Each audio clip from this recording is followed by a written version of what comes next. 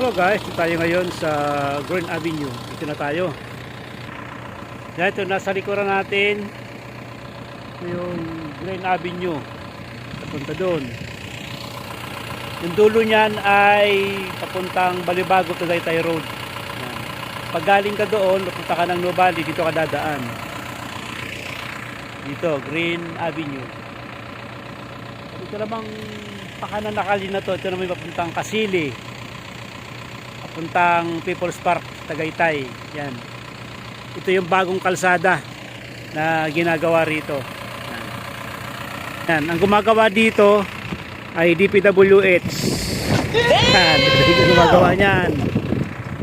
At dito naman sa loob, Green Avenue, ayan naman ang project ng company namin ang gumagawa rito.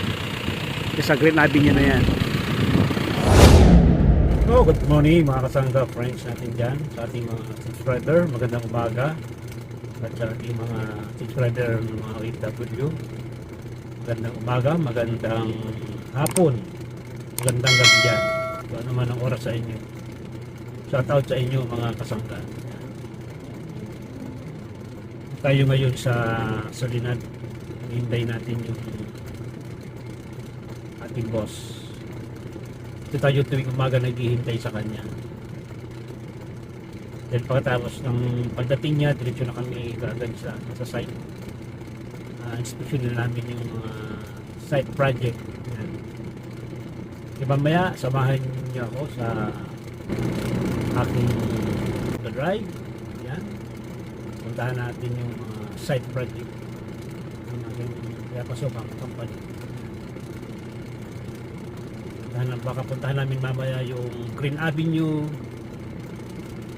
with Diversity Avenue, WDE. Puntahan natin yan. Marami pa ibang mga project. Maliban kung hihinto kami, makukuha natin ng magandang video. Kasi minsan dinadaanan lang namin siya. Ang dawi lang yung mga project na kasi mga sidewalk, iba kalsada. Yan, magandang umaga. Yan, shoutout sa inyong lahat. Yan. Sana patuloy yung suportahan ang aking YouTube channel at yung mga manonood.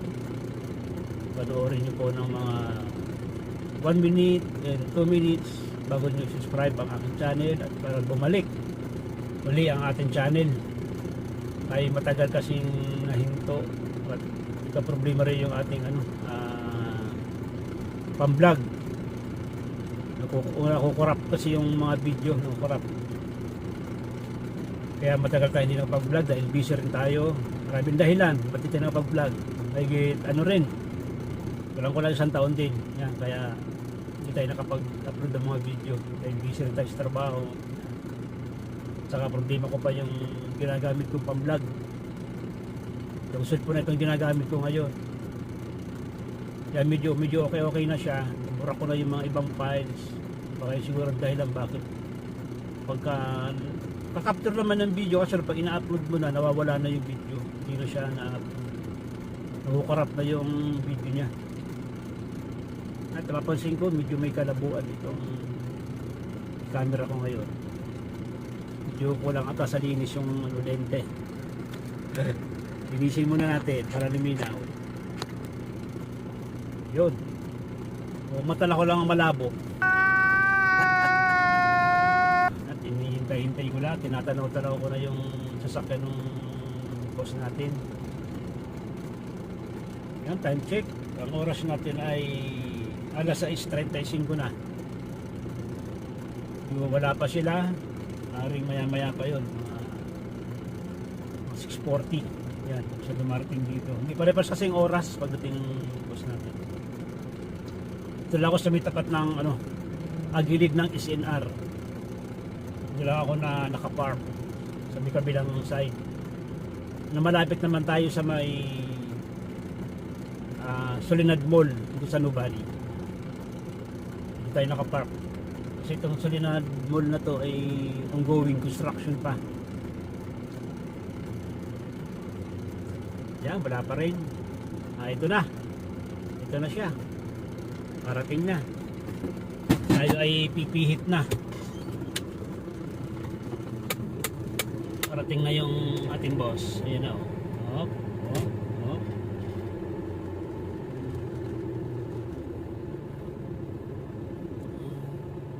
Wala, yun ang nagbigay ang pamutik yun.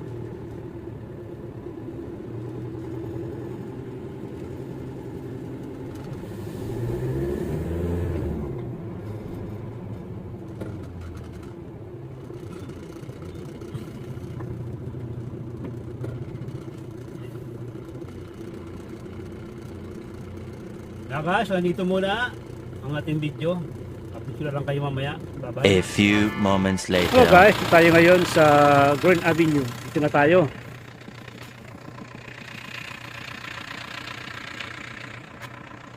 Yan, ito nasa likuran natin. Ito yung Green Avenue. Punta doon. Yung dulo niyan ay papuntang Balibago, Tagaytay Road. Pag galing ka doon, papunta ka ng Nuvali, dito ka dadaan. Dito, Green Avenue. Ito namang pakanan na kali na to, ito naman papuntang Kasili. Papuntang People's Park, Tagaytay. Yan. Ito yung bagong kalsada na ginagawa rito. Ito, update tayo. Ito tayong update natin. Dito sa Green Avenue, bagong kalsada na ginagawa. Lagyan natin sa harapan ng video. Guys, yung sinasabi ko, papuntang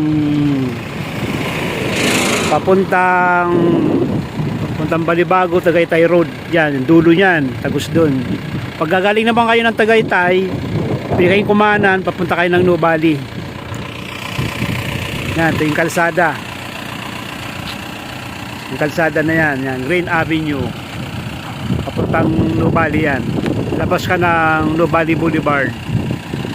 At ito naman kalsada na to, ito yung papuntang Kasili, papuntang Tagaytay. Ang labas niyan ay People's Park. Kaso di pa siya tapos. Di pa tapos yung kalsada na yan. Ang gumagawa dito ay DPWH. DPWH gumagawa niyan. At dito naman sa loob, Green Avenue, ayan naman ang project ng company namin ang gumagawa rito. Ito sa Green Avenue na yan. Yan guys, hanggang dito na lamang ang ating update. Update natin dito sa Green Avenue. Medyo matagal-tagal pa to bago matapos. Hindi pa tapos yung ibang kalsada, tinatapos pa. At saka doon, sa may dulo na yon, sa may Balibago, Tagaytay Road na yan, hindi pa rin tapos dyan sa dulo. Saka meron dyan tulay. May pababa na yan, may tulay pa dyan. Ito naman yung SM Yolo. Yan yung SM Yolo. Ayan. Kaya ba dadaanan ng SM?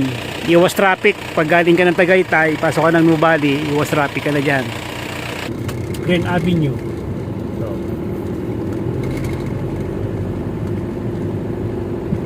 Ang dulo niyan ay Nuvali Boulevard. Ongoing pa ang construction nito, mga kasangga.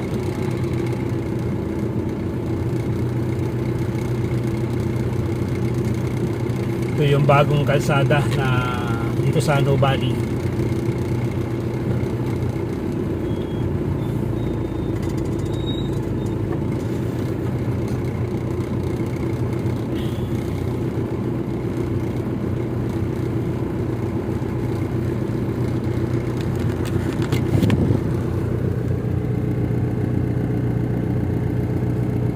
Ginagawa yung driveway ng launch pad. Yan yung launch pad. Nasa event center, yan yung kalsada na yan. Yan ang driveway. Tatambakan lang yan ng graba. Yan, ongoing sila sa construct ng kalsada natin. Busy yung ating mga worker. Naman sa kabila, ito sa kabila yan na pinapatag yung yung lupa dito. Yan ay spread yung na yan, lupa. Yun sa may malalim dadalhin. Yan, sa may malalim na yan, oh.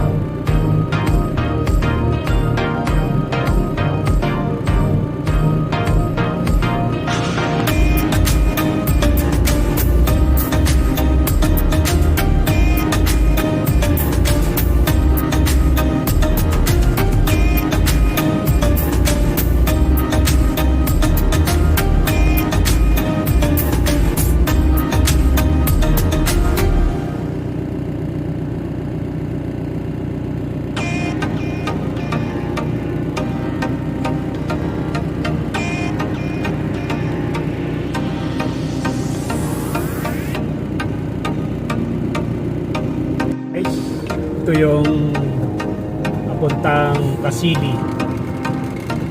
Ito yung bagong kalsada papuntang Kasili. Ito yung sinasabi kong kalsada na papuntang Kasili. Tutur ko kayo. Yun. Sisya na kayo, maingay ang ating makina.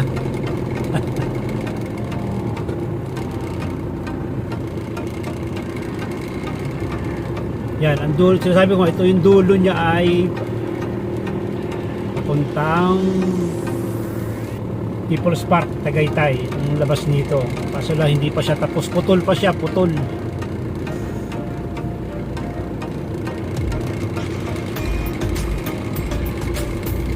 Yung tinuturo ko kanina, nakakalsada papuntang Kasili. Putol pa siya. Ay susum natin yung dulo ng kalsadang ito. Ayan, putol pa. Kinukonstruct pa yan ng DPWH sa kalsada na yan. Tagos niyan ay Kasili. Hanggang doon, dugtong yan doon sa kalsada ng Kasili na papuntang Tagaytay. Yan. Yung sinasabi ko mga kasangga.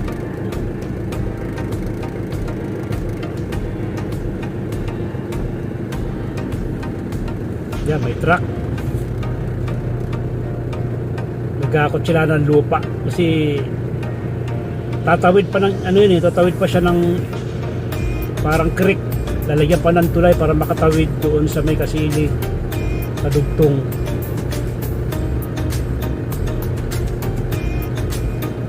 Ito naman yung VCBD na sinasabi ko, yung VCBD yan, project. Pinapantay lang yung mga lupa. Kasi mataas ang area na yan Saka ito pa i-develop pa to itong VCBD project. Ito pa rin yan sa loob ng Nuvali. Yan yung ating mga kasama, mga engineer. Yan, sila ay nagsa-site inspection. Sundan na natin sila.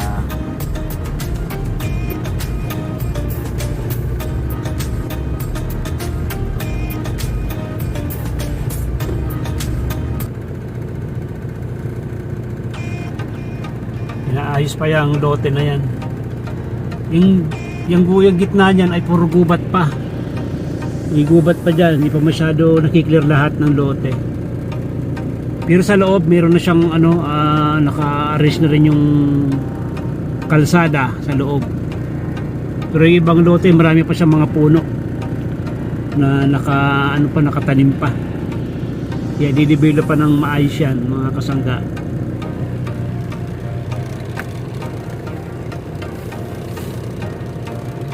Na, puntahan natin yung yung dulo nitong kalsada na to papuntang Kasili.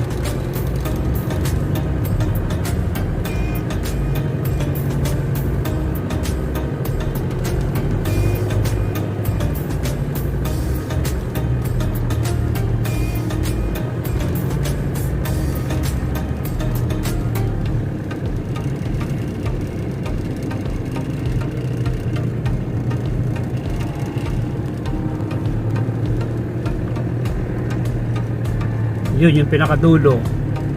Sunod na natin. Putol pa siya, putol.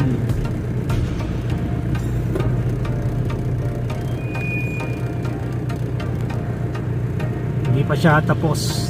Dinidevelop pa rin yan, dulo niyan. Hindi pa siya tapos, yung pinakadulo ng kalsada. Tatawid pa yan ng creek. Kakaroon pa dyan ng tulay.